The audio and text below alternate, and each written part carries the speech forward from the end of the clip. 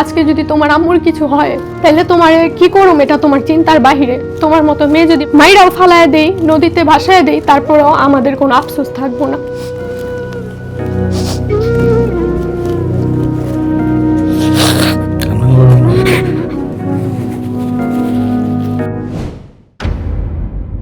আমার নাম হচ্ছে রিম, আমি কেরানীগঞ্জ জিঞ্জিরা থেকে এসেছি। 2021 সালে ফেসবুকের মাধ্যমে একটা ছেলের সাথে আমার পরিচয় হয়, সেখান থেকে আমাদের কথা। আমার বাসা থেকে ওনার বাসায় 5 মিনিট লাগে যাইতে। 15 আগস্ট 2021 সাল থেকে আমাদের সম্পর্কটা শুরু হয়। আমি যখন ওর সাথে প্রথম দেখা করতে গেলাম খুব ভয় হচ্ছিল যে কেমন না কেমন হয়, কিন্তু যাওয়ার পর দেখলাম যে না, খুবই ভদ্র, ছবির থেকে বাস্তবে বেশি সুন্দর ছিল, খুবই শান্ত স্বভাবের। আছে না এই যুগের ছেলেরা যেমন অনেক চঞ্চল, কথাবার্তা অনেক চঞ্চল, কিন্তু ও খুবই শান্ত স্বভাবের ছিল। মাত্র 1 মাসের মাথায় আমার ফ্যামিলি জানতে পারে আমাদের সম্পর্কের কথা। তখন বাসায় খুবই যায় ঝামেলা হয় যে না, এখন কিভাবে সম্ভব, কোনোভাবেই মানা সম্ভব না। তো এরকম আম্মুর সাথে 2-1 কথা আমার ঝগড়া হওয়াতে আমি নানুর বাসায় চলে গেছি। আমার আম্মুই আমাকে পাঠায় দিছে যে না, আমি ওরে আর ঘরে রাখবো না। তো আমার নানুর বাসায় পাঠায় দিল। তো আমার মামা জিজ্ঞেস করলো, সরাসরি আমাকে জিজ্ঞেস করছে যে তোমার কোনো সম্পর্ক আছে কিনা। তো আমিও সাথে সাথে বলছি হ্যাঁ, আমার একটা সম্পর্ক আছে। আমি আর ওই চিন্তা করি না যে ওর সাথে আমার মাত্র 1 মাসের পরিচয় বা 1 মাসের সম্পর্ক। তো মামা বললো যে ঠিক আছে, ওরে ডাকাও, আমরা কথা বলতে চাই ওর সাথে। তখন তো আমি আর কি একটু নার্ভাস হয়ে গেছি যে আমি এখন ওরে ফোন দিব, কি আসবে, মাত্র 1 মাসের সম্পর্ক। তো আমি ওরে কল দিলাম যে এরকম আমার বাসায় জেনে গেছে আমাদের সম্পর্কের কথা, আপনাকে আসতে বলতেছে, আপনি কি আসবেন? ও শুধু এটা শোনার পর একটা কথাই বলছে যে তুমি কোনো চিন্তা করো না, আমি এক্ষণে আসতেছি। ও আমার বাসায় উপস্থিত, আমার নানুর বাসায়। তো ও গেল, যাওয়ার পর যখন গেট দিয়ে ঢুকছে, আমার আম্মু তো দেখার পর 2 পা পিছিয়ে গেছে যে না, এত অল্প বয়স ছেলের এটা তো সম্ভবই না।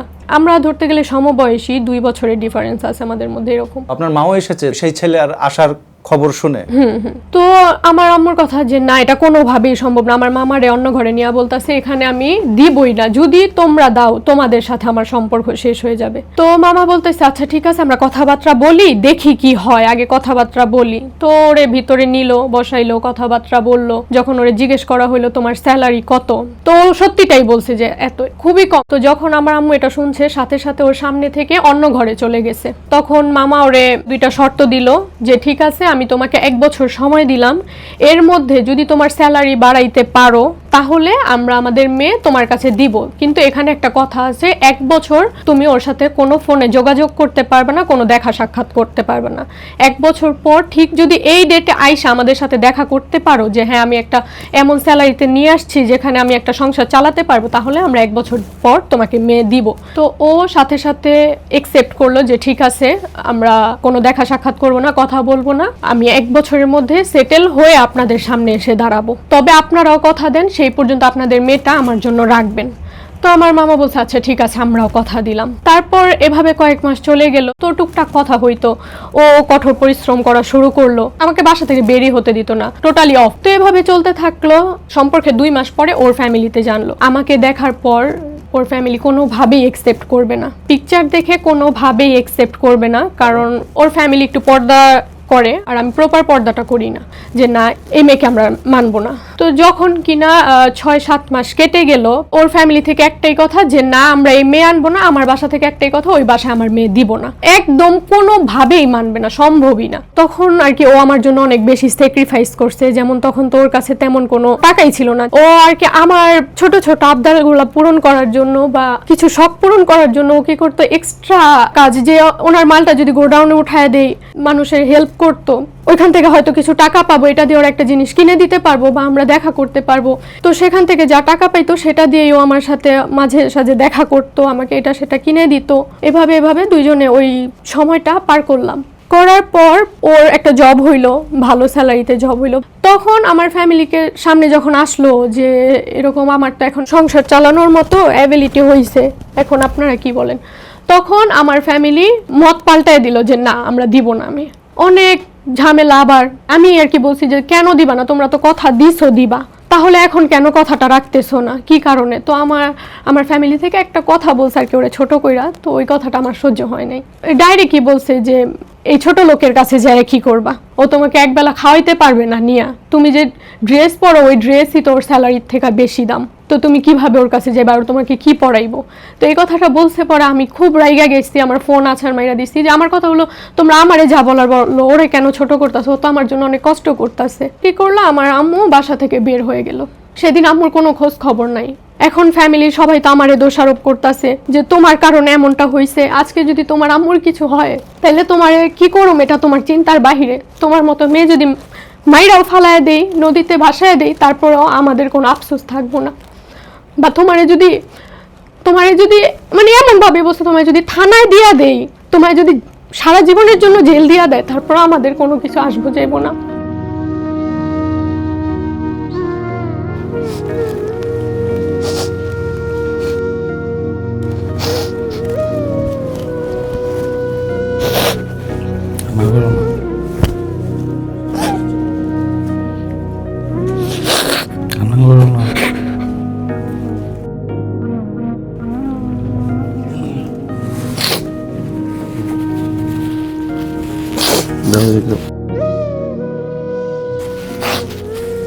তো তখন আমিও খুব ভয় পেয়ে গেছি যে আম্মুর সারাদিন হয়ে গেল, কোনো খোঁজ খবর নাই। সত্যি কি আমার কারণে কিছু হয়ে যায় কিনা। প্রায় দুপুর শেষ হয়ে বিকেল, কোনো খোঁজ খবর নাই, ফোন অফ। চতুর্দিকে সবাই খোঁজাখুঁজি করতেছে।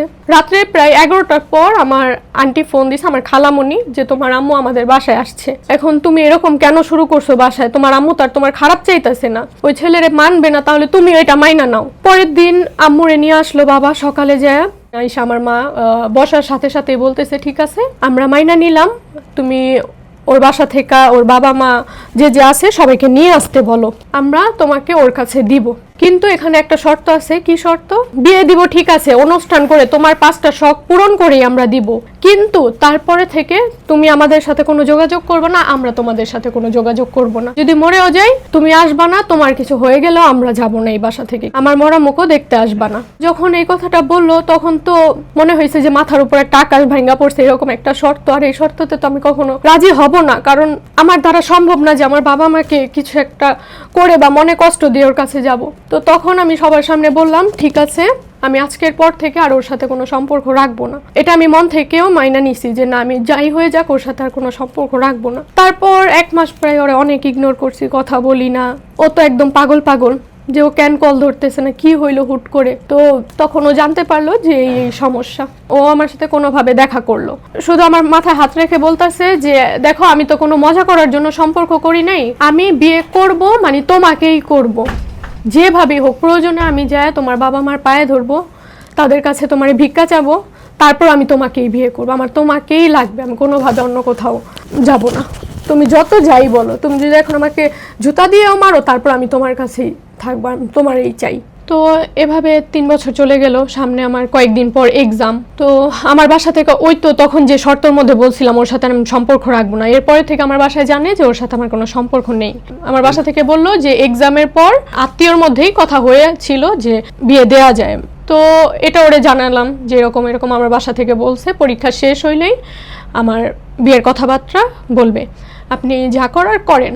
তো এটা ওরে বলার পর ও বাসায় কথা তুললো যে অনেক দিন হয়ে গেছে, এখন আমি ওরে বিয়ে করতেছি, তোমরা যদি না করাও তাহলে আমি প্রয়োজনে ওরে একা করব। পরে উনি কি করলো, 2-1 কথায় ঝগড়া করে বাসা থেকে বের হয়ে গেল। রাত্রে প্রায় 12:30টার দিকে ওরে যখন আমি কল দিলাম তখন ও সবকিছু বললো যে আমি বাসা থেকে এরকম বের হয়ে গেছি। একদিকে আমার পরের দিন পরীক্ষা, আর একদিকে হচ্ছে ও বাসা থেকে বের হয়ে গেছে। যে ছেলে কোনোদিন বাসা থেকে 1 রাত বাহিরে থাকে নাই, ও আমার জন্য আজকে বাসার বাহিরে কোথায় আছে, কি করতেছে, কি খাচ্ছে আমি কিছুই জানি না। ও আমাকে শুধু একটা কথাই বলতেছে, তুমি মন দিয়া পড়াশোনা করো, রেজাল্ট খুব ভালো করতে হইব, আমি চাই তুমি অনেক পড়াশোনা করবা, তুমি শুধু মন দিয়া পড়াশোনা করো। কোথায় উঠবে 12:30 পর্যন্ত ও রাস্তায় বাহিরে। প্রায় 1টার দিকে ওর পরিচিত একজনের বাসায় উঠলো, ওইখানে ওই রাতটা কাটাইলো। পরের দিন আমি পরীক্ষা দিলাম। তো এভাবে অনেকগুলা দিন কাটলো। কাটার পর শেষ সময় সম্পর্কের বয়স যখন 4 বছর হয়ে গেল, আমার মাথায় তো টেনশন যে আমাকে বিয়ে দিয়ে দিবে।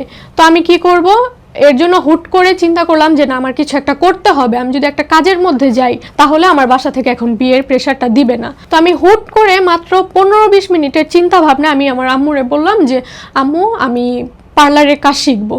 পার্লারে কাজ শিখবো, আমি নিজের পায়ে দাঁড়াতে চাই, কিছু একটা করতে চাই। আম্মুকে বোঝানো শুরু করলাম যে আমাকে যদি এখন বিয়ে দাও তাহলে আমি নিজের পায়ে দাঁড়াতে পারবো না। আর এখন যে মেয়েদের চারিদিকে পরিস্থিতি দেখতেছি, বিয়ের কথায় কথায় ডিভোর্স, যায় ঝামেলা, মেয়েদেরকে অনেক নিচুভাবে দেখা হয় যে মেয়েরা কিছু করতে পারবে না, আমি কিছু একটা করতে চাই।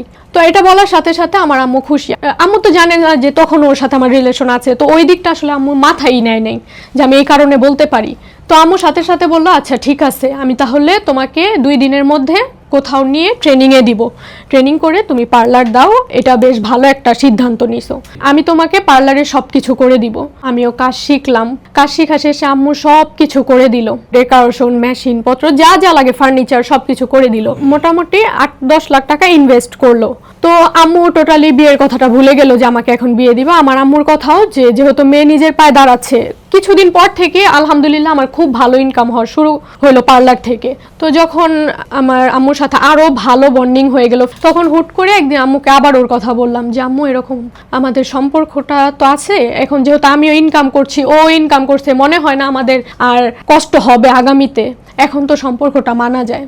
তো আম্মু 2-3 দিন চিন্তা করলো যে ঠিক আছে, এটা ঠিক, যেহেতু ও ইনকাম করতেছে, দুইজনে ভালোই থাকতে পারবে, আর কোনো কষ্ট হবে না সংসার জীবনে। তখন আম্মু আরো ইনভেস্ট করে আমাকে পার্লার আরো বড় করে দিল, আপডেট মেশিন এনে, যে যেহেতু তুমি এই চিন্তা করছো, ওর কাছেই যাবা, তুমি আর আমাদের কথা শুনবাই না, ঠিক আছে আমরাও মেনে নিলাম, ওর কাছেই যাও, ঠিকভাবে কাজ কাম করো, দুইজনে মিলে সুন্দর করে সংসার করো। তখন ওই আমার শাশুড়িও চিন্তা করলো যে এখন যেহেতু ওরও ইনকাম আছে, দুইজনের ইনকাম আছে, দুইজনে ভালোভাবে থাকতে পারবে। তখন ওইখান থেকেই 2 ফ্যামিলির মেনে নেয়া, তারপরে আমাদের কাবিন। অবশেষে 2025 সালের 15 আগস্ট আমাদের বিয়েটা হলো। আমাদের সম্পর্কটাও হয়েছিল 2021 সালে 15 আগস্ট, আলহামদুলিল্লাহ আমাদের বিয়েটাও হয়েছে 2025 সালের 15 আগস্ট। অবশেষে অনেক কষ্টের পর দুইজনকে পাওয়া।